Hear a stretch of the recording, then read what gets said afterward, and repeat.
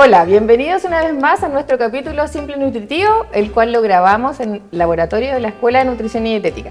Hoy hablaremos sobre las alergias alimentarias, un tema que está en aumento, y para eso invitamos a nuestra colega nutricionista María José Rojas, la cual se dedica al área de nutrición pediátrica.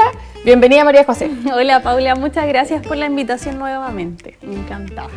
María José, cuéntanos, ¿qué son las alergias alimentarias? Mira, las alergias alimentarias son un tipo de reacción que hace el sistema inmune tras nosotros ingerir algún alimento específico que tenga alguna proteína a la que nosotros somos alérgicos. ¿Ya? ¿Y cómo nos puede afectar eso a nosotros? O sea, cuando nosotros consumimos esa proteína, ¿qué nos puede pasar? Ya, hay diferentes tipos de alergia y diferentes sintomatologías. ¿Ya? Se pueden dividir como a grandes rasgos en tres. Están las alergias IgE mediadas, las no IgE mediadas y las mixtas. Y esto va a generar el tipo de reacción. Las IgE mediadas son las típicas en las que uno puede llegar a tener un choque anafiláctico, en los que hay dificultad respiratoria, ya hay como hinchazón de los ojos, la boca. Las no IgE mediadas está la proctocolitis, la enterocolitis y la enteropatía, que son más con sintomatología gastrointestinal y las que más se ven en los niños hoy en día. Y las mixtas son usualmente patologías como más eosinofílicas que afectan el estómago, el tracto del esófago. Ya, pero cuando hablamos de alergias mediadas, o sea, podríamos decir que la mediada es como una reacción inmediata, anafilaxia. Exacto. Y no puedo respirar. Exacto, es claro, o sea, la presentación más grave es la anafilaxia. Igual hay otros tipos de alergias no IgE, o sea, IgE mediadas que no van a generar necesariamente una anafilaxia, pero esas son las más rápidas. Las otras son las lentas, que tú dices las no IgE mediadas. Ya. Y cuando hablamos de una proctocolitis, enterocolitis, ¿a qué te refieres con eso? Porque como en términos más sencillos. Claro. Nosotros usualmente, o yo creo que la mayoría en sus casas sabe que está mucho en boga el tema de APLB o de alergia a la proteína de la leche de la vaca. ¿Ya? Pero en el fondo ese es el alérgeno que a nosotros nos afecta, ¿ya?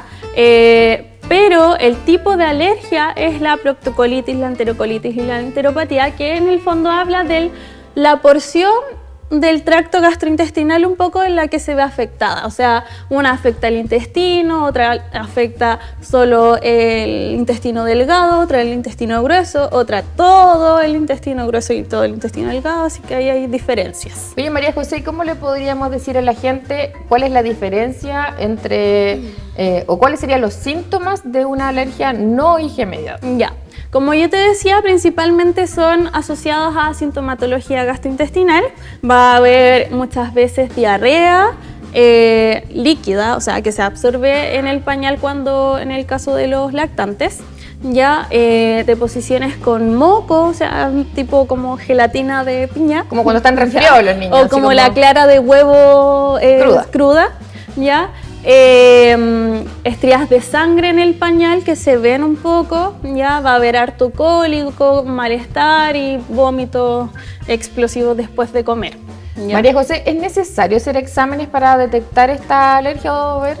No, la verdad es que la evidencia... Exámenes de sangre me refiero. Claro, la evidencia científica habla de que el diagnóstico es clínico, o sea, asociado solamente a la sintomatología y una prueba de sacar e introducir el alérgeno para poder comprobar realmente si es que hay alergia o no. ¿Ya? Pero no se hace ningún examen porque ninguno está validado científicamente. Aparte son tan chiquititos, entonces sacar sangre a una guaguita de 6 meses igual es como más difícil. Exactamente, sí. Cote, ¿entre alergia e intolerancia es lo mismo? No, esa es una muy buena pregunta que también se tiende a confundir y a hablar como que fueran similar, ¿ya? Pero la alergia está asociada a el sistema inmune y asociada a la respuesta frente a una proteína específica de un alimento, ¿ya? Y las intolerancias están asociadas a una deficiencia en nuestro intestino delgado que no puede, en el fondo, digerir bien algunos carbohidratos, ¿ya? Y ejemplo, o sea, como si lo pusiéramos como ejemplo, ¿cuál sería la diferencia entre intolerancia y alergia? Ya. La intolerancia, que es la típica que yo creo que todos sabemos, es la intolerancia a la lactosa, ya que la lactosa es un carbohidrato que no se puede digerir en el intestino y cuando hay intolerancia, ¿ya? Y genera sintomatología como diarrea y distensión abdominal porque esos carbohidratos fermentan en el intestino, ¿ya? Y la típica ejemplo de alergia es la alergia a las proteínas de la leche de vaca en los niños, alergias al huevo, alergias al maní, que tienen una reacción un poquito más rápida. Ya, oye, ¿y cómo podríamos, porque se supone que los niños desde qué edad podrían ser intolerantes a la lactosa? Mira, la verdad es que la evidencia es un poco variada, ya, pero podría empezar a darse después del año con una mayor frecuencia, porque antes tenemos que considerar que los niños o nuestra fisiología está asociada a que tenemos que digerir la leche materna que tiene lactosa como principal carbohidrato, ¿ya? Así que es muy poco probable y son muy pocos los casos de niños que tienen intolerancias a la lactosa realmente. Claro, o sea, yo eso lo había escuchado, sabía que intolerancia a la lactosa era muy difícil dentro de que fuese más pequeñito. Exacto. Se da más en las personas adultas, o en la persona mayor, el adulto mayor. Exacto. A partir del año igual se empieza como a decaer un poquitito la capacidad de tolerar, ya, pero claro, cuando se da más marcada la intolerancia a la lactosa, por ejemplo, es en las personas mayores ya asociada un poquito a deficiencias o atrofia en el intestino delgado. Ya, ¿y cuáles serían los alérgenos más comunes, María José? Ya. Mira, en Chile la verdad es que el reglamento sanitario de los alimentos habla de que tenemos 8 alérgenos que se tienen que rotular y especificar en todos los etiquetados de los alimentos que sean envasados, ¿ya? Pero quiero ser súper clara en que en el fondo todos los alimentos pueden ser potencialmente alérgenos, ¿ya? Todos tienen un grado de proteína. Exacto, ¿ya? Pero la verdad es que acá les voy a mostrar los principales alérgenos, que acá está los huevos, que en el fondo la alergia al huevo es tanto a la clara como a la yema. Eso te iba a preguntar, porque hay personas que dicen que hay que dar solo la clara y no la yema. Eso no es. No es, porque imagínate cómo podemos separar en el huevo adentro las proteínas de la clara y de la yema. Pues no se da, ¿ya? Tengo otra pregunta respecto a los huevos. Cuando hablas de alergia al huevo, ¿es solo el huevo o alimentos que también contengan huevo, por ejemplo los fideos, los tallarines que tienen? Claro, acá quiero ser como súper clara que en el fondo todos los alimentos que voy a mostrar, sí, voy a mostrar ahora la soya, después vamos a hablar un poquito, ¿ya? Pero todos los alimentos que voy a mostrar es tanto al alimento como tal, como a aquellos alimentos que contengan este ingrediente, como aquellos que también contengan las trazas, ya que vamos a hablar un poquito más después de eso. Ya, perfecto.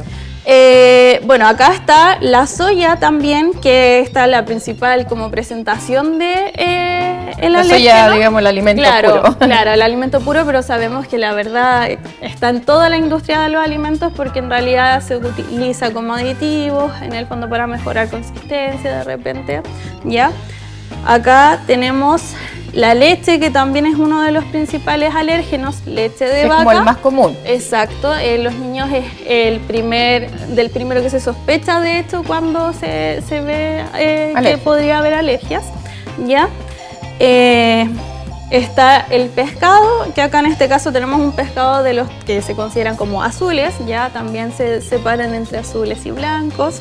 Ya que pero si es alérgico al pescado, es cualquier pescado, no independiente si es azul o blanco, pucha, es que hay que ver específicamente a qué tipo de pescado es, ya, pero usualmente podemos dividirlos en los que son más blancos y los que son más grasos, ya, que puede que no sea alérgico a todos, ya.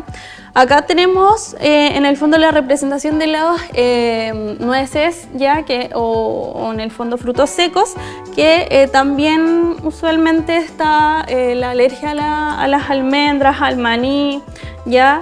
Y acá igual tenemos, acá tenemos varios, ¿ya?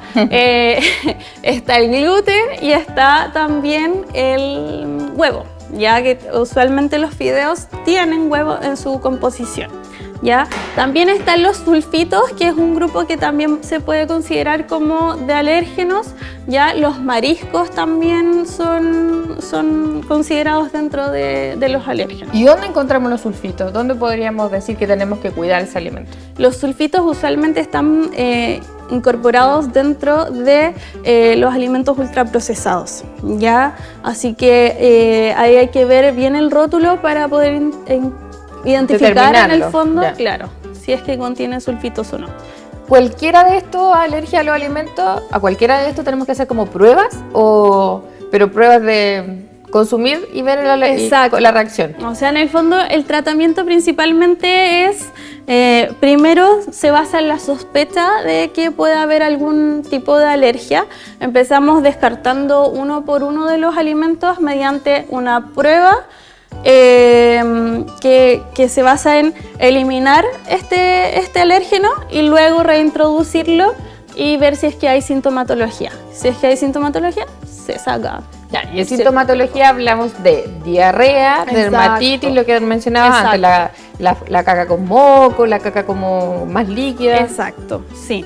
¿Y puede haber un niño que tenga más de una alergia, o sea, a más de un alimento? Sí, la verdad es que últimamente se ha visto mucho más que hay alergias alimentarias múltiples a la leche, a la soya, a los huevos, ya algunos a las legumbres, entonces por eso les decía que todo alimento puede ser potencialmente alérgeno también. Ya, cuando hablamos de alimentación complementaria, la alimentación complementaria es cuando los niños empiezan a comer desde los 6 meses de vida.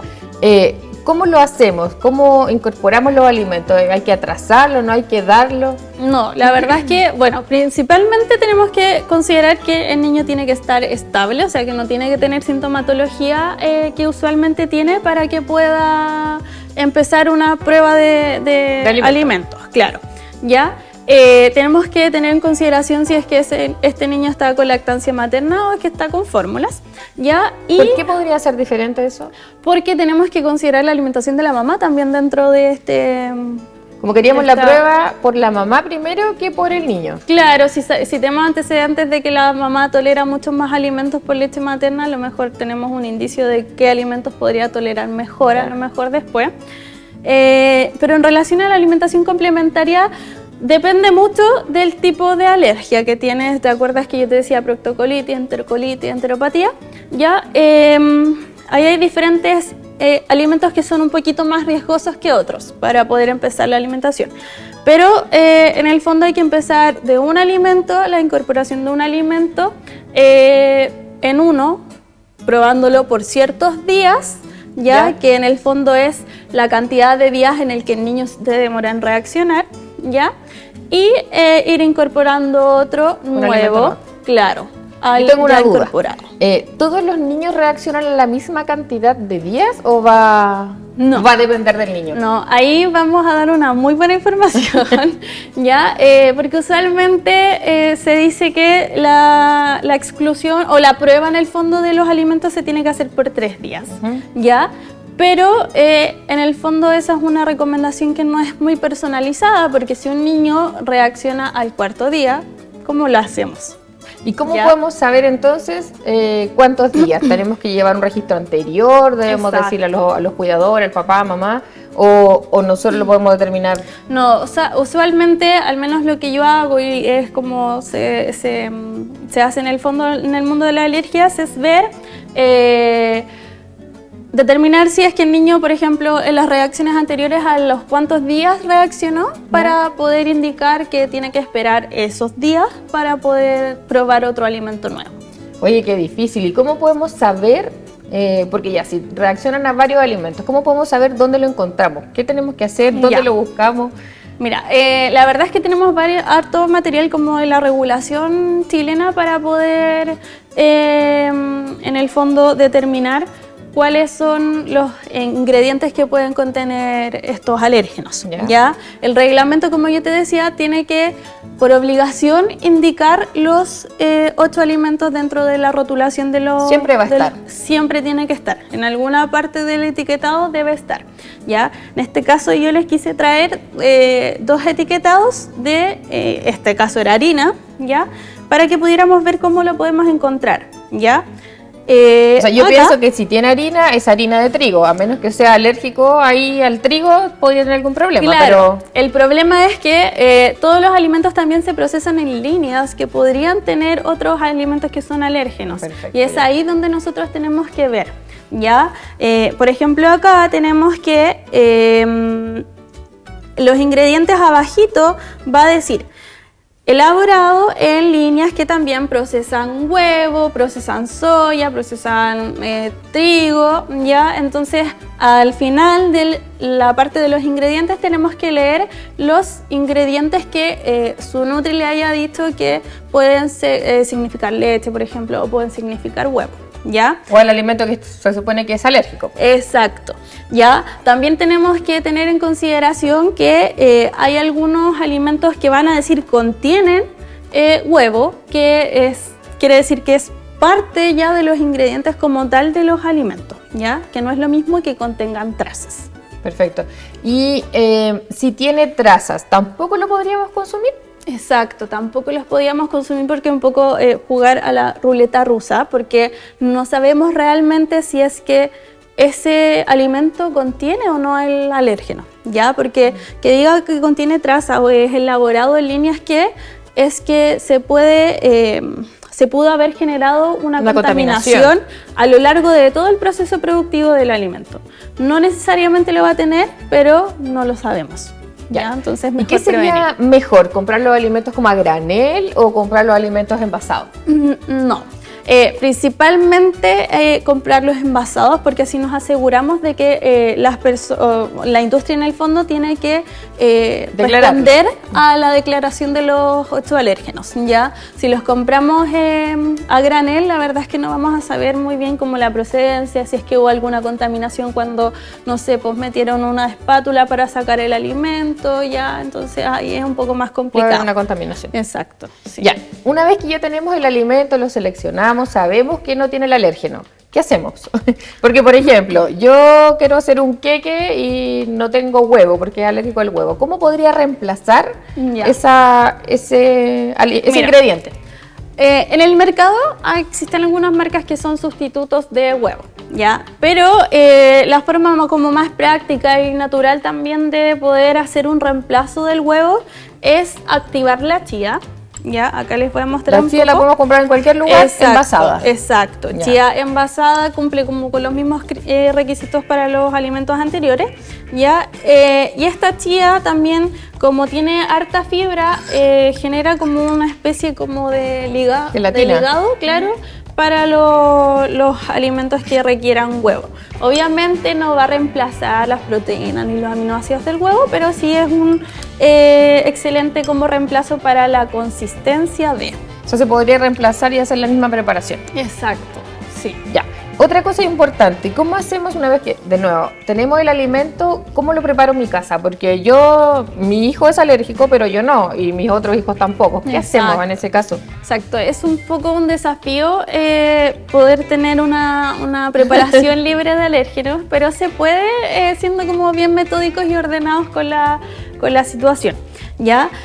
Acá yo tengo principalmente los elementos que tenemos que tener en consideración para poder generar una alimentación libre de alérgenos, que son elementos más de limpieza, ¿ya?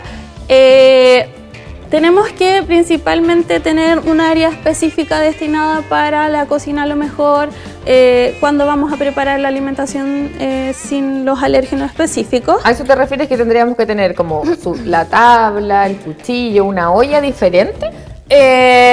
Algunas personas lo hacen para no complicarse la vida tanto, ¿ya?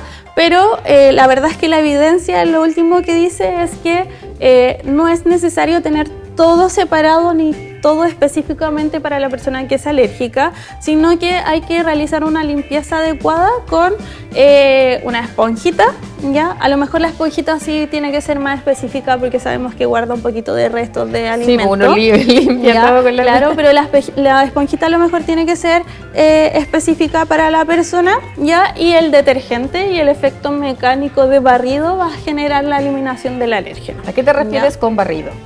Hay que, bueno, no tengo ninguna superficie acá, pero hay que tratar de, vale, acá, hay que tratar de limpiar bien la superficie ya con la esponja, con la parte más gruesita, y después pasamos la otra. Y en el fondo después limpiarlo bien con agüita. Ya. ¿Qué se recomienda más? Por ejemplo, una olla de teflón, una olla de cerámica. ¿Pueden guardar también entre medio? Porque creo que uno de repente se raya. ¿Ahí puede guardar alérgenos o es más difícil?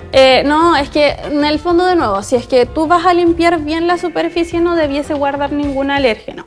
Ya, de todas formas, yo siempre recomiendo que después del lavado apliquen ya sea alcohol en spray, ya, o puede ser una solución con un poquito de cloro en el agua, y obviamente después lo enjuaguen solamente con agua para eliminar ese químico. ¿Ya? Bien complicado el mundo de las alergias, la verdad, y sobre todo para los niños que no hablan, nos dicen, solo lloran, no nos dan como indicaciones que algo le haga mal. ¿Qué nos podría dar como recomendaciones o qué recomendaciones les podríamos dar a la gente en la casa? Ya, bueno, la verdad es que en los lactantes hay que estar como siempre al ojo de si es que está como incómodo, si es que tiene las deposiciones diferentes a como debiesen ser para un lactante, si es que se absorben mucho en el pañal y no se ve directamente, ya eso no es normal, ya. Si es que tiene muchos vómitos, y ahí hay que diferenciarlo de los vómitos que tienen fisiológicamente los lactantes. Como que regurgitan un poquito. Claro, pero los niños que tienen la alergia es un vómito que es explosivo y después de probablemente cada comida, ¿ya? Eso más que nada para los lactantes, hay que estar bien atentos un poco y siempre consultar, obviamente, si es que tienen cualquier duda con el profesional indicado, que puede ser inmunólogo, gastro y nutri también. O sea, siempre estar pendientes de cualquier tipo de alimentos que pudiésemos consumir, y obviamente estar pendientes de las reacciones que puedan ir teniendo. Exacto, estar pendientes. La verdad es que después van agarrando un poquito la mano las mamás con identificar los alimentos y tener como un sensor de a lo mejor esto a lo mejor pudo haber estado contaminado con otra cosa, no lo voy a consumir, ya, pero siempre leer las etiquetas de los alimentos, porque a lo mejor un alimento que antes no tenía un alérgeno, ahora lo puede declarar. Así claro, que va cambiando. Exacto, no se casen nunca con una marca específica, siempre aprender a leer los etiquetados. Sí. ¿Ya? Y la adecuada limpieza de los utensilios que se vayan a incorporar. Ojalá ocupar utensilios que sean de fácil limpieza, no mucha madera, porque eso acumula igual más residuos. Se me olvidó preguntarte algo. ¿La alergia se pasa? La alergia, cuando son... depende del tipo. ¿Ya? Cuando no son IgE mediadas, es mucho más probable que se resuelva ya durante los primeros años de la infancia, entre los 2 a los 5 años, los que les cuesta un poquitito más. Se podría superar, digamos. Claro, se supera usualmente. Las que son IgE mediadas es un poquito más difícil, pero de igual forma hay antecedentes de que se pasan. Ahora las que se dan en los adultos es un poco ya es más complicado que se pasen, ¿ya? Bueno. Muchas gracias por venir hoy, María José. La verdad podríamos hablar mucho más sobre alergia, porque a mí igual me encanta este tema, pero nos tenemos que despedir, así que espero verte una vez más en nuestro programa. Y eso, no sé si quieres decir... No, muchas gracias por la invitación. La verdad es que hoy hablamos una pizca de todo lo que se puede hablar de alergia, así que lo invito a la casa a poder informarse sobre este tema que está muy en boga hoy en día, así que informarse con profesionales también.